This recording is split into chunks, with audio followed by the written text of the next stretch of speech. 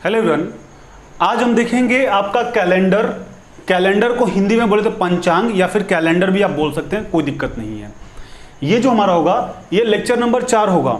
Lecture number 4 previous में lecture number 1 से 3 तक का वीडियो अवेलेबल है और वो सारे वीडियो एक दूसरे से इंटर कनेक्टेड हैं। यानी एक वीडियो आपको समझ में आएगा तभी दूसरा समझ में आएगा, दूसरा समझ में आएगा तभी तीसरा समझ में आएगा और तीसरा समझ में आएगा तभी ये चौथा आपको समझ में आएगा। इसलिए आप एक बार प्रीवियस वीडियो को एक बार जरूर देखें, जिसका जो कैलेंडर नाम से प्लेलिस्ट भी अवेलेबल है और उस प्लेलिस्ट का जो लिंक है वो आपको डिस्क्रिप्शन बॉक्स में भी दिए गए हैं, तो आप डिस्क्रिप्शन बॉक्स के थ्रू भी जाके देख सकते हैं। आप एक बार प्रीवियस वीडियो को जरूर वॉच करें ताकि उसमें जो भी आपको प्रॉब्लम है, जो भी कुछ आपको समझ में नहीं आता है, कुछ आपको डाउट रही होगी पहले से, वो वीडियो देखने के बाद क्लियर हो जाए। और उस बेस पे जब आप ये लेक्चर नंबर 4 देख रहे हैं तो आपको काफ़ी आसानी से समझ में आए, क्योंकि प्रीवियस लेक्चर में हमने बहुत सारे क्वेश्चंस, बहुत सारे टिप्स और ट्रिक्स आपको दिए हुए हैं। इसमें नेक्स्ट उससे भी आगे का क्वेश्चन करने वाले हैं। स्टार्ट करते हैं इस वीडियो को।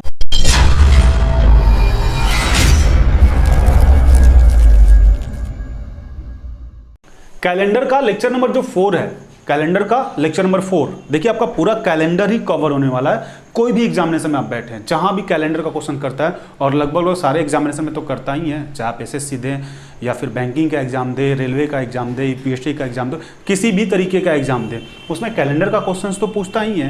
अब यहाँ पे देखिए आप क्वेश्चन नंबर जो है आपके पास, यहाँ पे क्वेश्चन नंबर 1 जो है, इस क्वेश्चन में आपसे पूछा जा रहा है कि 5 जनवरी रविवार है तो 15 फरवरी को कौन सा दिन होगा। प्रीवियस में हम आपको बताए थे कि जब आपका महीना सेम रहे तो डायरेक्ट घटा दीजिए।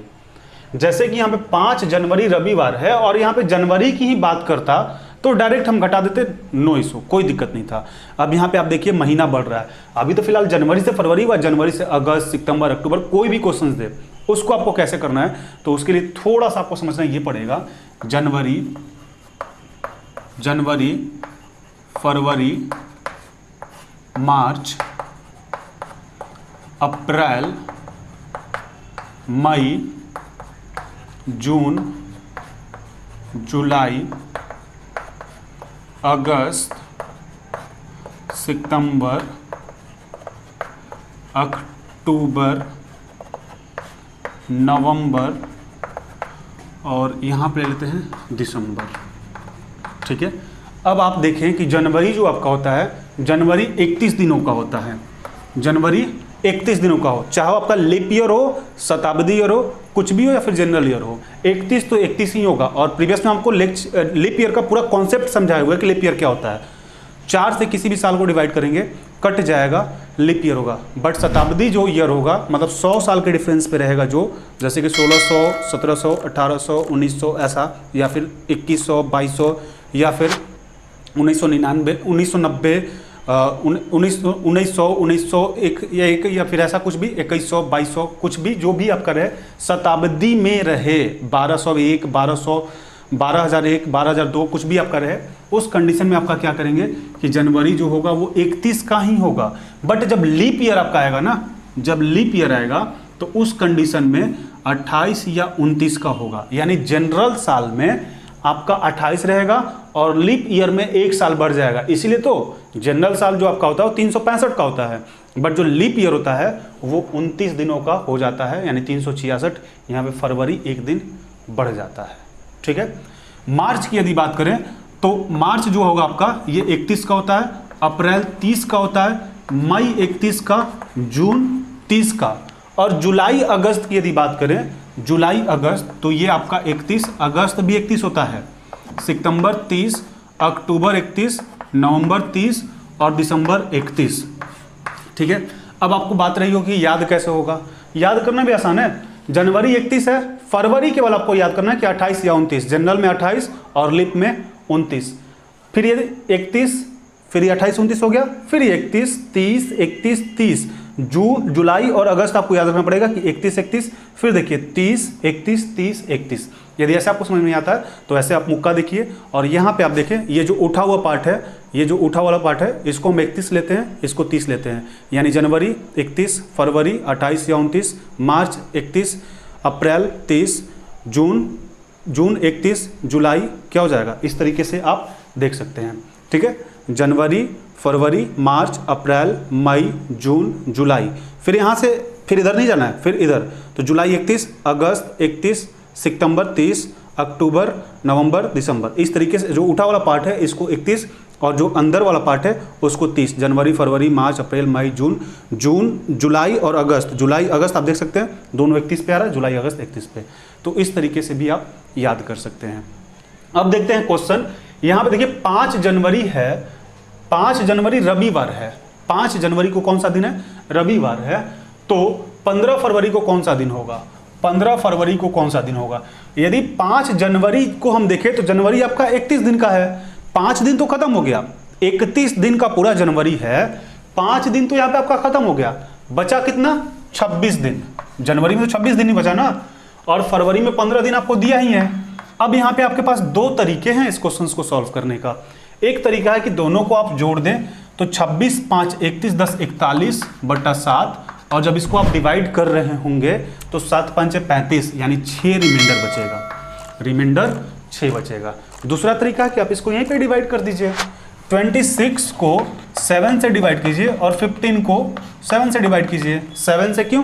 क्योंकि आपके पास 7 ही दिन होता है ना, रविवार, सोमवार, मंगलवार, बुध, बृहस्पति, शुक्र, शनि, 7 ही दिन तो होता है, इसलिए 7 से। हर 7 दिन बाद आपका जो वीक है यानी सप्ताह है वो चेंज हो जाता है। इसको डिवाइड करेंगे तो कितना हो जाएगा? 17 का 21, रिमाइंडर यहाँ से 5 मिलेगा और 7 दूनी 14, रिमाइंडर यहाँ से 1 मिलेगा, यानी यहाँ पर भी 6। दोनों तरीके से आप बनाइए, ऐसे बनाइए, ऐसे बनाइए, सेम आंसर आना है। अब देखिए कि यहाँ पे क्या था? रविवार था, रविवार था।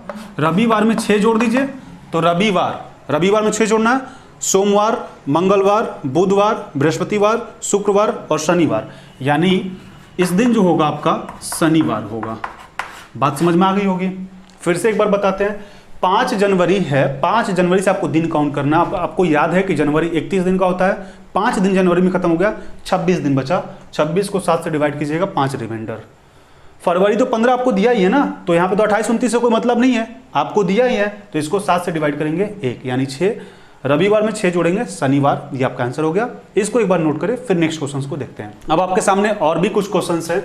सेकंड नंबर क्वेश्चन देखिए, 16 जनवरी रविवार है, तो 15 अगस्त का कौन सा दिन होगा? 16 जनवरी रविवार है, तो 15 अगस्त को कौन सा दिन होगा?